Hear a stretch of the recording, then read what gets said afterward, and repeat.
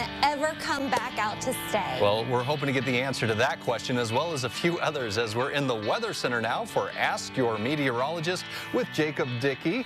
Hey, how we doing? Jacob, you were just in California. Yeah. Did you bring back any sunshine? We tried. Oh. We tried. We got a little bit for some of us on, Monday, and then yesterday and today have been fairly cloudy. A little bit popping up today as well, and then by tomorrow, we do have some more sunshine that's coming. Okay, well, let's get to some of our questions. Yeah, some of them deal with the sunshine, don't they? They do. So first up, some areas have been in a drought recently. Is that still the case? I mean, with all the flooding I've been seeing, right? Surely not. Surely. The fields are full of water. There's things like that. So what's going on with that? So let's talk about it here. First off, the month of January has been very wet. When we look at the anomaly based on percentage, 100% is your normal. When you're above 100%, you've had more rain here. We are in some parts of Central Illinois here between 180 and 250% normal rainfall for the month of January with that 30-day look here. It has been wet, and January is traditionally our driest month out of the year.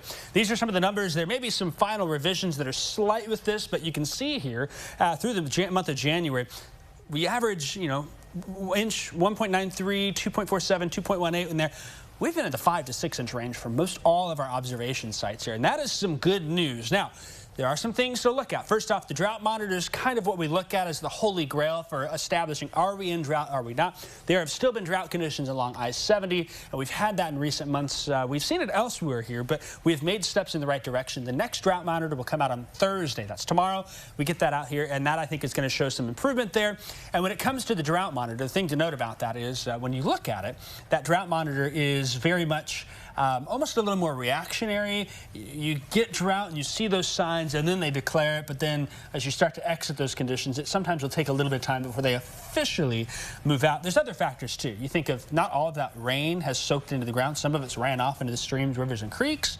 There's different ways that they're looking at for where that water goes, how it goes, soil moisture, lake level. All of that is considered in that, but we are definitely in the right direction to do that. That's awesome. Okay, next question. Oh, yeah, next question.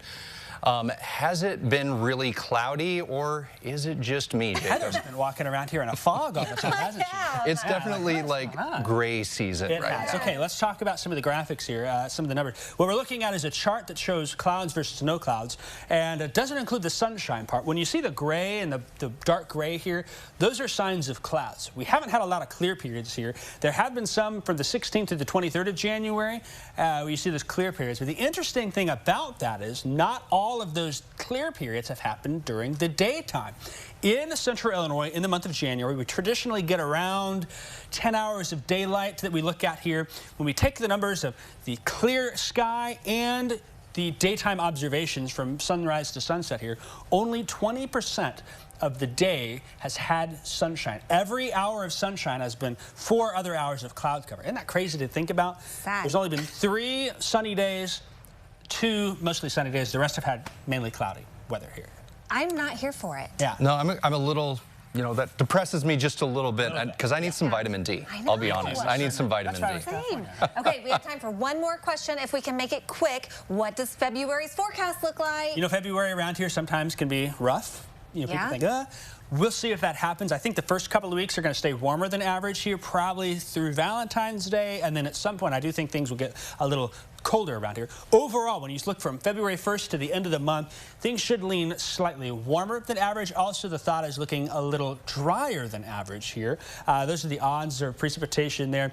And when we talk about those averages, this is something that I think sometimes people don't totally connect the dots on. When you look at average, remember, if my average is 50%, half of the days are below that, half the days are above that. So being warmer and drier on average still does mean we can have some cold and or wet days that are in there.